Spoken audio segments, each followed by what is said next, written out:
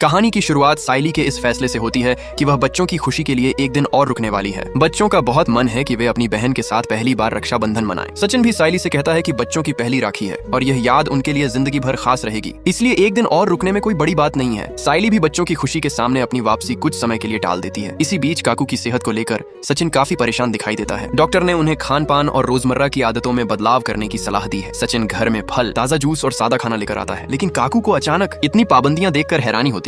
वह कहती है कि उन्हें तो सब कुछ खाने पीने की आदत है, फिर अचानक नमक, मसाला और पैकेट वाला जूस क्यों बंद किया जा रहा है। सचिन उन्हें समझाता है कि डॉक्टर ने उनकी सेहत को देखते हुए ऐसा करने के लिए कहा है। काकू को उबली हुई सब्जियां और बिना मसाले का खाना बिल्कुल पसंद नहीं आता। हालांकि फोटोशूट और अपनी सेहत के लिए वह धीरे धीरे इन बदलावों को स्वीकार करने लगती है। सचिन उन्हें सुबह शाम चलने के लिए भी कहता है। काकू मजाक में कहती है कि अगर इतना सब करने से वह और अच्छी दिखेंगी तो वह यह सब करने के लिए तैयार है। लेकिन मामला तब गंभीर हो जाता है जब सचिन काकू को दवाई देने की बात करता है। रोशनी सवाल करती है कि अगर उनकी रिपोर्ट सामान्य आई है तो दवाई किसने लिखी और क्यों। रेणुका दवाई लेने से साफ मना कर देती है। यही बात रोशनी के शक को और मजबूत कर देती है। उसे लगता है कि सचिन कुछ छिपा रहा है और काकू के बारे में उससे पूरी सच्चाई नहीं बताई जा रही। साइली गौर करती है कि जब बात डाइट और वॉक की हुई तो काकू तुरंत तैयार हो गई, लेकिन दवाई की बात आते ही उनका रवैया पूरी तरह बदल गया। उसे शक होता है कि किसी ने काकू को भड़काया है या फिर किसी को उनकी बीमारी के बारे में पहले से कुछ पता है। सचिन मन ही मन तय करता है कि वह अपने आय को इस मामले में अकेला नहीं छोड़ेगा। दूसरी तरफ परिवार में रक्षाबंधन की खरीदारी चल रही है। बच्चे अपने लिए राखियां और गिफ्ट लेने बाजार जाते हैं। उनके बीच इस बात को लेकर भी भावुक बातचीत होती है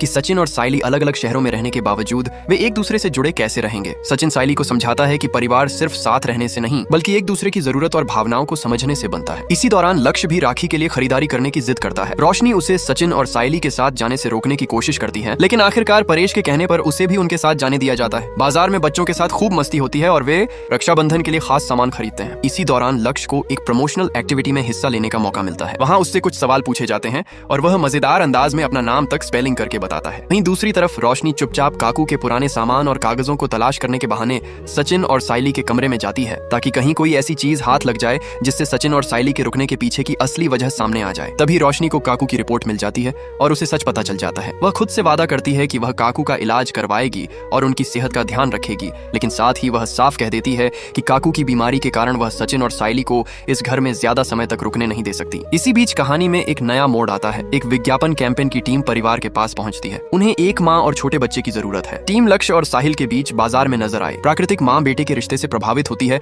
और उनके साथ कैंपेन शूट करना चाहती है। काकू इस प्रस्ताव से काफी उत्साहित हो जाती है और अपने तीनों बेटों का परिचय कराने लगती है, लेकिन टीम साफ करती है कि उन्हें लक्ष्य और साहिल की बॉन्डिंग पसंद आई है। हालांकि रोशनी तुरंत कहती है कि लक्ष्य उसका बेटा है और अभी छोटा है, उसे स्कूल भी जाना होता है, इसलिए वह किसी विज्ञापन में काम नहीं करेगा। अब एक तरफ रक्षाबंधन की खुशियां हैं तो दूसरी तरफ काकू की बीमारी का सच सामने आ चुका है। यह देखना दिलचस्प होगा कि रोशनी को सच पता चलने के बाद वह सचिन और साइली को वापस भेजने के लिए कौन सी चाल चलने वाली है। क्या परिवार की पहली राखी सच में खुशी से मन पाएगी या फिर सच का खुलासा और साजिश सब कुछ बदल देगी।